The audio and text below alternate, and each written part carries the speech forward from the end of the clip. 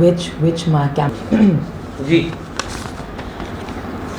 शुरू कर लोगों के परिवार को आम आदमी पार्टी की ओर से संवेदना प्रकट करती हूँ और उसी के साथ ये आशा करती हूँ कि जितने भी लोग घायल हैं वो जल्द से जल्द ठीक हो जाएं। आप सभी मीडिया कर्मियों का आज की प्रेस वार्ता में बहुत अभिवादन। आज की प्रेस कॉन्फ्रेंस का जो मेन मुद्दा है वो है वार्ड नंबर 6 कठुआ में जो इल्लीगल डेमोलिशन हुआ उसके अगेंस्ट जो है आज आम आदमी पार्टी की प्रवक्ता और पेशे से एक वकील के नाते मैं कुछ लीगल तथ्य, कुछ कानूनी तथ्य आपके समक्ष रखना चाहूँगी। पहला तथ्य 23 मई 2023 को on the 23rd of May 2023 Kathua के एक व्यापारी जी को section 7 subsection 1 of the COBO act, जिसे हम कहते हैं control of building operations act 1988 के तहत एक शो कॉज नोटिस सर्व हुआ। उस शो कॉज नोटिस में 3 इंपॉर्टेंट चीज़ें रखी गई। सबसे पहले उन्हें कहा गया कि आपकी जो कंस्ट्रक्शन है उस पर हमने सैंक्शंस अकॉर्ड करी हैं on the 20th of August 2020 and on the 14th of July 2022। उसी के साथ ये कहा गया कि जब स्पॉट इंस्पेक्टर वहाँ पे ऑन द स्पॉट गया तो उसने 2 चीज़ें पाई। एक कि आपका जो साइट प्लान जो अप्रूव था उसके तहत आपने कंस्ट्रक्शन नहीं करी, और दूसरा आपने 100% ऑफ द प्लॉट एरिया जो है वो कवर किया है और कुछ फीट जो है स्क्वायर फीट जो है उनको आगे और पीछे प्लॉट के छोड़ना था वो उन्होंने नहीं छोड़ा था। इंपॉर्टेंट बात ये है कि ये शो कॉज नोटिस जो था इसमें ये कहा गया कि विद इन 48 आवर्स आप एक्सप्लेन करें कि आपने अप्रूव्ड साइट प्लान का उल्लंघन क्यों किया और दूसरा आपने बिल्डिंग नॉर्म्स का उल्लंघन क्यों किया। मैं आप लोगों के समक्ष एक बहुत ही महत्वपूर्ण बात रखना चाहूँगी कि ये एक शो कॉज नोटिस था, ना ही एक डेमोलिशन ऑर्डर। दूसरा तथ्य 25 मई 2023 को इसी शो कॉज नोटिस के तहत जो थे व्यापारी जी जो थे वो Jammu and Kashmir special tribunal के पास गए और वहाँ पे उन्होंने अपने 2 मूट पॉइंट रखे। उनका पहला मूट पॉइंट ये था कि ये जो शो कॉज नोटिस दिया गया ये कोबो एक्ट के तहत दिया गया, तो कोबो एक्ट जो है ये अप्लाई नहीं करता, म्युनिसिपल काउंसिल एक्ट जो है 2000 ये अप्लाई करता है। ये उन्होंने बड़े स्पेसिफिक तरीके से कहा। उसी के साथ जो उन्होंने दूसरा इंपॉर्टेंट पॉइंट ये रखा, उन्होंने कहा कि सीओ जो है और जो म्युनिसिपल काउंसिल कठुआ है उसके पास लीगल जो था जुरिस्डिक्शन ही नहीं था इस ऑर्डर को, इस शो कॉज नोटिस को सर्व करने का। कोर्ट ने बड़ी ही बेहतरीन जो है अपनी जजमेंट दी 29 मई 2023 को, जिसमें उन्हें बड़ा क्लियर कर दिया कि कौन सा एक्ट अप्लाई करता है। ये हम इसमें नहीं जाएंगे मगर हम इस चीज़ में जाएंगे कि जिस अपील के तहत आप लोग जो हैं अभी इस कोर्ट के सामने आए हैं क्या वो अपील आपकी बनती है या नहीं। कोर्ट ने बड़े ही कटु शब्दों में ये कहा कि आप लोगों के पास अभी तक डेमोलिशन ऑर्डर आया ही नहीं है। अगर आपने सेक्शन 13 कोबो एक्ट के तहत हमारे पास आना था तो आपके पास एक डेमोलिशन ऑर्डर होना था।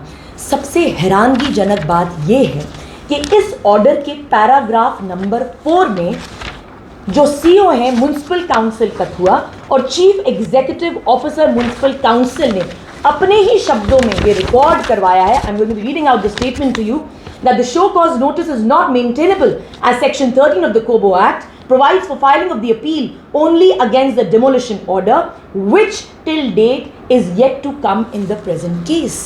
तो कहीं ना कहीं 29 के ऑर्डर में जो Jammu and Kashmir special court का ऑर्डर है उसमें स्पेसिफाई कर दिया म्युनिसिपल काउंसिल ने और सीओ साहब ने बड़े ही कटु शब्दों में कि अभी तक डेमोलिशन ऑर्डर सर्व ही नहीं हुआ। This is not a minor statement, it is a statement that has been recorded before the honourable Jammu and Kashmir special tribunal. अब हम आते हैं नेक्स्ट मुद्दे पे। लास्ट जो पॉइंट है इसमें पैराग्राफ नंबर 13 में कोर्ट ने बड़े ही बेहतरीन शब्दों में कहा कि जब भी आपके पास डेमोलिशन ऑर्डर आए तो आप जो है मेरे पास अपील के लिए आ जाइएगा कि आपने इस डेमोलिशन ऑर्डर के अगेंस्ट अगर कुछ कहना है या नहीं। तो एक बात तो आप लोगों के समक्ष क्लियर हो गई कि म्युनिसिपल काउंसिल कठुआ ने और सीओ कठुआ ने 29 मई 2023 तक कोर्ट में जाके ऑन रिकॉर्ड कहा है कि हमारे पास अभी तक जो है कोई भी डेमोलिशन ऑर्डर जो है हमने सर्व नहीं किया। Now coming down to the next, अब आते हैं तीसरे तथ्य पे। सच तो ये है कि डेमोलिशन ऑर्डर कभी सर्व ही नहीं हुआ। अगर मैं आपको कोबो एक्ट का जो इम्पोर्टेंट सेक्शन है जिसे डेमोलिशन की बात की जाती है वो है section 7 subsection 3 section 7 of the COBO act जो है उसका सब सेक्शन 1 कहता है शो कॉज नोटिस के बारे में, और सेक्शन 7 का सब सेक्शन 3 जो है बड़े बेहतरीन शब्दों में कहता है अबाउट द डेमोलिशन ऑर्डर।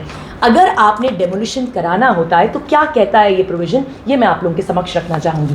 पहली बात तो ये कहता है कि जब भी शो कॉज नोटिस सर्व हो पार्टी को, और अगर पार्टी इसका रिप्लाई ना दे within the stipulated time, अगर पार्टी इसका रिप्लाई देने से इनकार कर दे, और अगर पार्टी आपको रिप्लाई दे और आपको तब भी लगे कि जो कंस्ट्रक्शन है ये इलीगल किया गया है, तब आप क्या कर सकते हैं। तो म्युनिसिपल काउंसिल और एज पर दी कोबो एक्ट जो अथॉरिटी है उसने 5 दिन देने होते हैं उस व्यापारी को जिसकी बिल्डिंग उन्होंने डिमोलिश करनी है, और 5 दिन में उस ऑर्डर में उन्होंने बड़ी ही क्लैरिफिकेशन के साथ लिखना होता है कि आप या तो खुद इस बिल्डिंग को डिमोलिश करें, ऑल्टर करें, या तो इसको पुल डाउन करें, और जो भी पार्ट इसका प्रॉपर नहीं है उसमें चेंजेस लाएं।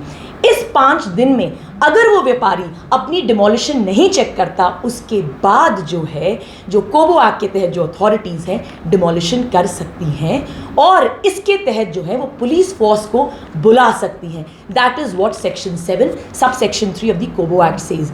ये बहुत ही गंभीरता की बात है कि सेक्शन 7 सब सेक्शन 3 को फॉलो ही नहीं किया, ना सीओ साहब ने, ना म्युनिसिपल काउंसिल कठुआ ने। दूसरी बात आ गई सेक्शन 8। सेक्शन 8 तो कहता है कि आपके पास पावर है सील करने की अगर जो आपका स्ट्रक्चर है वो अनऑथराइज्ड है। ये सीलिंग जो है डेमोलिशन के पहले भी हो सकती है और डेमोलिशन के बाद भी की जा सकती है।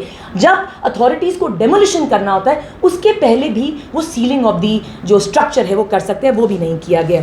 सेक्शन 9 में पेनल्टीज़ लिखी गई हैं कि अगर आपका स्ट्रक्चर कानून के दायरे में नहीं है तो आप कौन सी पेनल्टीज़ जो हैं इन पे लगा सकते हैं। सच तो ये है कि कहीं ना कहीं कोर्ट के सामने अथॉरिटीज़ ने बड़े कैटेगोरिकली समझा दिया कि ये अपील अंडर कोबो एक्ट बनती नहीं है और हमारे पास डेमोलिशन ऑर्डर है नहीं।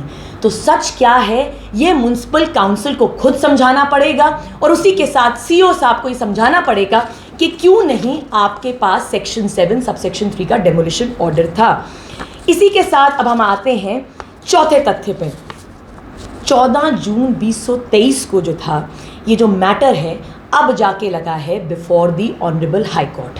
जब ये डेमोलिशन कर दिया गया 2 जून को, अगर हम ये मान के भी चलें कि जो डेमोलिशन का ऑर्डर था 29 के बाद चला, तब भी जो था अथॉरिटीज़ को 5 जून तक वो इस स्ट्रक्चर को डिमोलिश कर ही नहीं सकते थे, मगर उन्होंने कानून का उल्लंघन किया और इस स्ट्रक्चर को डिमोलिश किया। उसके बाद ये जो व्यापारी थे ये गए हाई कोर्ट में। हाई कोर्ट में अब ये जो मैटर है लगा है 14 जून को। हाई कोर्ट डिसाइड करेगी। जस्टिस राहुल भारती ने बहुत ही बेहतरीन तरीके से अपने इंटरिम ऑर्डर में लिखा है कि कोबो एक्ट लाया करता है या जेके म्युनिसिपल एक्ट लाया करता है, ये डिसाइड करेगी कोर्ट। और उसी के साथ साथ क्योंकि जस्टिस राहुल भारती को ये लगा है कि कहीं ना कहीं कुछ उल्लंघन हुआ है, इसीलिए उन्होंने सीओ कठुआ को समन किया है कि आप आके 14 जून को समझाएं कि क्या हुआ है। इस तरह की डेमोलिशन जो है सवाल उठते हैं कि हम किस गंतव्य की ओर जा रहे हैं। इस तरह की डेमोलिशन जो है एक तरह का सवाल उठाती है आपके गैर संवैधानिक ऑर्डर्स को लेके आने की। आपने एक इंक्वायरी कमेटी बिठा दी और अर्बन लोकल बॉडीज़ जो कमेटी, उन्होंने एक डायरेक्टर अर्बन लोकल बॉडीज़ ने एक कमेटी बिठा दी जिसका गठन किया गया 5 जून को, और विद इन 10 डेज़ जो है उनको अपनी जवाबदेही जानी। बड़ी हैरानगी की बात है कि सीओओ कोई दूध पीता बच्चा तो है नहीं, वो एक बहुत ही रिस्पॉन्सिबल काउंसिल जो है उसका पार्ट है। उनके पास पूरी की पूरी नॉलेज होती है आपके पूरे एक्ट्स की, आपके पूरे प्रोविजंस की। तो किस तरह से उन्होंने डेमोलिशन करा, और क्योंकि इस डेमोलिशन में कोई लूप होल है तभी जो है डायरेक्टर अर्बन लोकल बॉडीज़ को एक इंक्वायरी कमेटी बिठानी पड़ी। मगर ये इंक्वायरी कमेटी जो है और चक्रव्यूह में हमें डाल देगी, क्योंकि सच जो है अब या तो सीओ साहब खुद ही समझाएंगे बिफोर द कोर्ट, या वो जो सच है अगर उनके ऊपर कोई प्रेशर था ये भी उनको आगे लेके आना चाहिए। सबसे ज़रूरी बात तो ये है कि एक हाई लेवल कमेटी जो है उसका गठन होना चाहिए जिसके तहत ये डिसाइड किया जाए कि आज तक जितने भी डेप्यूटी कमिश्नर्स थे, जितने भी मेंबर्स थे म्युनिसिपल काउंसिल के, उन्होंने आखिर क्यों इस बिल्डिंग के बारे में संज्ञान नहीं लिया। आखिर क्यों उन्होंने इस बिल्डिंग की प्रॉपर्टी को, जब इस पर सैंक्शंस मिल रही थी, आखिर क्यों वो आके बोले नहीं। all the deputy commissioners who have served in Kathua when the construction of this building was going on, they are answerable to the people of district Kathua. उसी के साथ district administration, ना ही सिर्फ municipal council मगर district administration की भी इस पे जवाबदारी बनती है। ज़िला जो है, कोई भी ज़िला कानून और नैतिकता के दायरे में जो है लेकर संभाला जाता है। This incident is going to set a very wrong precedent. सारी पॉलिटिकल पार्टीज़ को अपनी पॉलिटिकल रंजिशें साइड पे रख देनी चाहिए और इस वक्त सिर्फ एक ही इम्पॉर्टेंट मुद्दे पे बात होनी चाहिए कि आप एक डेमोलिशन इलीगल तरीके से किस तरह कराते हैं। सच तो ये है कि ना ही मैं भाजपा के बारे में कुछ कहना चाहूँगी, ना ही कांग्रेस के बारे में कुछ कहना चाहूँगी, मगर एलजी एडमिनिस्ट्रेशन को ये कड़ी चेतावनी दे दूंगी कि इस तरह की डेमोलिशन जब आपकी अथॉरिटीज़ करवाती हैं, you are setting a wrong president in your own territory. अंत में मैं यही कहना चाहूँगी कि आपने इस तरह की डेमोलिशन करा के बहुत ही सारे लोगों का नुकसान कर दिया और एक बहुत ही बड़ा प्रश्न चिन्ह जो है लगा दिया है इस डेमोलिशन पे कि आखिर ये डेमोलिशन हुआ क्या। काफ़ी मीडिया कर्मी मुझसे सवाल करते हैं क्या कोई स्टे ऑर्डर आया है कोर्ट का। ना ही कोर्ट ने कोई स्टे दिया है, ना ही कहीं ये लिखा गया है कि डिस्ट्रिक्ट एडमिनिस्ट्रेशन इन्वॉल्व नहीं थी या आपकी म्यूनसिपल काउंसिल इन्वॉल्व नहीं थी। सच तो ये है कि कंट्रोल ऑफ बिल्डिंग ऑपरेशंस 1988 के तहत एक डेमोलिशन किया गया, section 7 subsection 3 of the act की अवहेलना की गई और उस अवहेलना को अब आपको एक्सप्लेन करना पड़ेगा। एंड में मैं यही कहना चाहूँगी हमारे माननीय लेफ्टिनेंट गवर्नर साहब से कि तू इधर उधर की ना बात कर, तू बता कि काफिला क्यों लुटा। अब हमें तेरी रहबरी पर भी सवाल उठाने पड़ेंगे। अब आपको समझाना पड़ेगा कि आप तो हमारे गाइड थे, आपको तो अपनी एडमिनिस्ट्रेशन, अपनी ब्यूरोक्रेसी के साथ चल के जो है एक समाज की नई जो था आपने उसको कंस्ट्रक्शन करनी थी, मगर इस तरह के इलीगल ऑर्डर्स निकाल के आपकी रहबरी पे भी अब सवाल उठता है। इसी के साथ मैं आप लोगों का बहुत धन्यवाद करना